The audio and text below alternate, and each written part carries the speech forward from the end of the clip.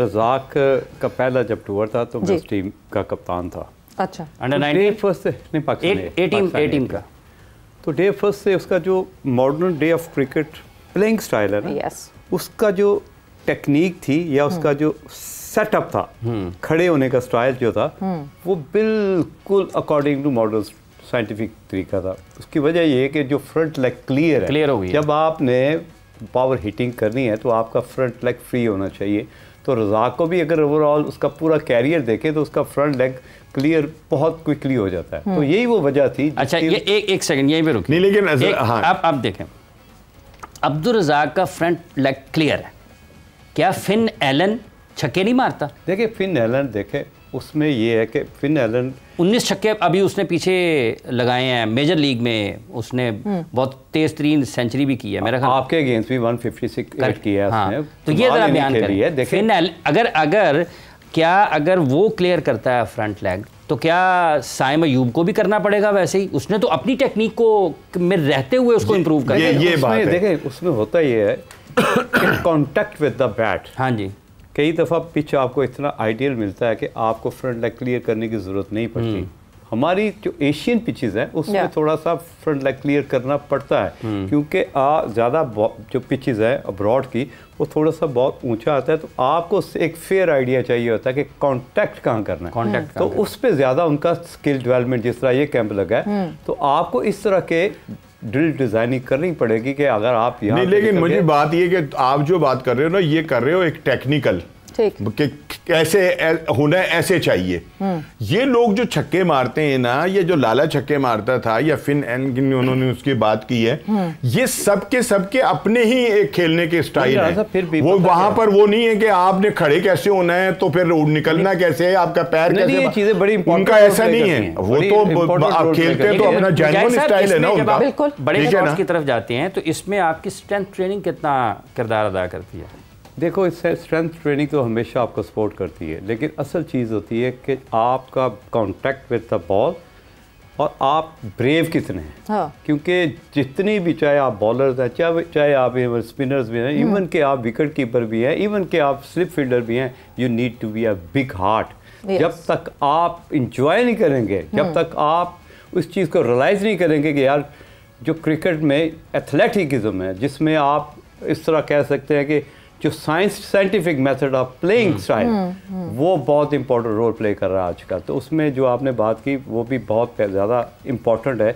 इसलिए power and क्या कहते हैं ना, एजिलिटी, इन चीज़ों को हमने लेके चलना होता है, क्योंकि यही चीज़ें। शाहिद अनवर साहब को मेरा ख्याल लगाया अंडर 19 टीम के साथ, तो वो बेहतर अंदाज में उसको नौजवान एक्सपीरियंस है कहीं ना कहीं। देखें होता ये है कि आप वही अगेन कि आपकी जो से है, ये जो आपका ओरा है, वो कितना इम्पैक्टफुल है। आपकी जो इंटेंट ऑफ प्लेइंग क्रिकेट है कि वो आप कितना ब्रेव बना रहे हैं प्लेयर्स को, और जो मेथड और लड़के कितना रिस्पॉन्ड कर रहे हैं। देखिए ये तो हम बात करते हैं quick learner, a good listener and a quick learner, that's very important nowadays. लेकिन शायद अनवर कोई हार्ड हिटर नहीं थे। बैट्समैन तो वो बहुत अच्छे थे, और मतलब ये कि एक उनका अपना स्टाइल है खेलने का, लेकिन ये कहा जाए कि जो वो बड़े अच्छे हार्ड हिटर थे, इतने वो नहीं थे।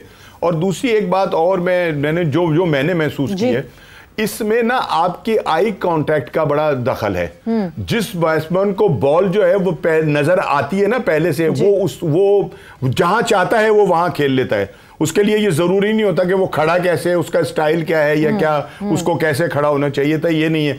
अगर आपकी आईसाइट जो है वो बड़ी मतलब मजबूत है और आपको गेंद जो है वो वक्त से पहले बहुत अच्छा नजर आ रहा है, तो फिर आपकी हिटिंग भी जो है वो इतनी ही शानदार होती है। आंखों की कोई प्रैक्टिस करनी चाहिए? नहीं, आंखों की प्रैक्टिस तो ये तो अल्लाह ताला की देन है कि अगर आप मुझे ऐनक लग गई। विटोरी तो चश्मा लगा के खेलते थे। विटोरी तो चश्मा लगा के खेलते। हाँ, लेकिन विटोरी जो था मतलब ये कि वो बॉलर पता क्या होता है, ये जो उन्होंने बात की तो उसको थोड़ा साइंटिफिक तरीके से कहते थे कि नॉर्मली हम कहते हैं जी हैंड आई कोऑर्डिनेशन। बेसिकली तो आई हैंड कोऑर्डिनेशन है। पहले सबसे इम्पोर्टेंट जो चीज़ है जिसने देखना है, चाहे बैट्समैन को देख रहे हैं या टारगेट जहाँ पे आपका टारगेट बॉलिंग है या बॉलर का जहाँ से रिलीजिंग पॉइंट हो वो आपने देखना है तो आई सबसे पहले देखती है, ठीक है। उसके बाद फिर आपकी मूवमेंट होती है कि आगे खेलने वाला बॉल आगे। बॉलर के हैंड से आपकी आई की बात हो रही होगी, हैंड आई बिकॉज मुझे आपकी और मोहम्मद यूसुफ की एक डिबेट याद है, यही हमारे शो पे हुई थी, लुकिंग एट द बॉल। उस वक्त देखे उस वक्त जो टाइम था ना 4 दिन का या 3 दिन के बाद फाइनल था इंडिया के अगेंस्ट, मैं उस टाइम की बात कर जहाँ पे शाहिद अफरीदी भी इन्वॉल्व हो गया था। बेसिकली कई दफ़ा आप ओवर रिएक्ट कर रहे होते हो कि यार मुजाहिद यार 150 फर्स्ट क्लास मैच खेला, पाकिस्तान के लिए इतना नहीं खेला, लेकिन वो गलत था उस वक्त। वो इसलिए गलत था क्योंकि मैंने कहा था कि 3 दिन में जब आप इस तरह की नेट सेशन में डिस्कशन करेंगे कि आप बॉल को देखो, अब वो एक 25 साल का 26 साल का प्लेयर वो इस तरह तो नहीं मूव करेगा। उनको तो यही है ना, हमने अपनी एजिलिटी को हैंड करना है। हम यहाँ पे बैठ के कहते थे जी कि चैंपियंस ट्रॉफी में दोस्त नहीं, बट जब वो यहाँ तक आया तो बॉल को देखता हुआ तो आया होगा, ऐसे तो नहीं कि आंखें बंद करके ही बस वो बल्ला घुमाता रहा। नहीं ऑब्वियसली देखें ये तो क्या क्या नॉन डिबेट सी चीज है, मतलब ये तो ऑब्वियस चीज है जो करनी है, हर करनी है। वो जो लोग खेल रहे हैं वो इतने पक्के हो चुके हैं, इतना कुछ खेल चुके हैं कि अब उनको तब्दील करना जो है वो इतना आसान नहीं है। इसीलिए तो कहते हैं कि इस लेवल पे अगर आपने तब्दीली कर ही नहीं सकते, ट्वीकिंग कर सकते हैं आप, तब्दीली तो नहीं कर सकते। वही मैं कह रहा हूं ना कि वो तो इतने पक्के हो चुके थे, उनका अपना स्टाइल है ना कि उसके अंदर आप क्या कर सकते हैं, कुछ नहीं कर सकते। अगर आपने मतलब इसी तरह के काम करने तो फिर आप नर्सरी से शुरू करें। नहीं राणा साहब ये चीज यहाँ पे मैं आपको जरूर कहूँगा, बटलर ऑलमोस्ट अपने कैरियर के एंड पे अभी भी वो रैम शॉट सीख रहा है जी, रिवर्स शॉट सीख रहा है, स्वीट शॉट से रिवर्स शॉट से स्विच शॉट। देखिए सीखना is enhancing your ability, but आप फवाद आलम को कहें कि नहीं जी अब तुम वापस आए हो, तुम्हारा कमबैक हुआ है पाकिस्तान से, अपना स्टांस बदल दो, कर सकते नहीं कर सकते तो ना। आप फखर को कहेंगे फलानी जगह जहाँ तुम वीक हो और अब लोग पकड़ते हैं तुमको वहां वीक होने पे, बदल दो। इतने साल एक लड़के की मसल मेमोरी बन गई, वो बड़ा हो गया, वो जवान हो गया, वो और बड़ा हो गया। क्यों नहीं करते रहते कहीं ना कहीं। देखिए अगर आप मैं कहता हूँ कि अगर बॉलर राउंड द विकेट आ गया तो आपको अपना चेस्ट ओपन करना पड़ता है, आपको थोड़ा सा टेढ़ा होकर खड़ा होना पड़ता है, वो एडजस्टमेंट है राइट एंड नाउ कि ये चलती रहती हैं। आप अगर आप के अंदर एडजस्टमेंट एबिलिटी नहीं है तो आपके लिए क्रिकेट मुश्किल होती जाती है। जिस तरह सीम स्विंग हो रहा है, अगर आप इस तरह बात करें कि अगर हम स्मिथ को देखते हैं, अगर स्मिथ की जो बैटिंग का स्टाइल है, मुझे तो लगता है कि स्नेक एंड मॉन्की शैडो में मूवी देख रहा हूँ, जिस तरह की वो एक्ट करता है, जिस तरह की वो लीव करता है, जिस तरह के खेलने के बाद जिस तरह की वो मूवमेंट करता है, ऐसे लगता है कोई बिल्कुल कोई आसमान से उतरा हुआ प्लेयर है, लेकिन उसका अपना अडेप्टेबिलिटी ये तो सारा कुछ हमारे यूनुस भी करते हैं। अकॉर्डिंग टू पिच के स्विंग कितना हो रहा है, पिच क्या डिमांड कर रही है,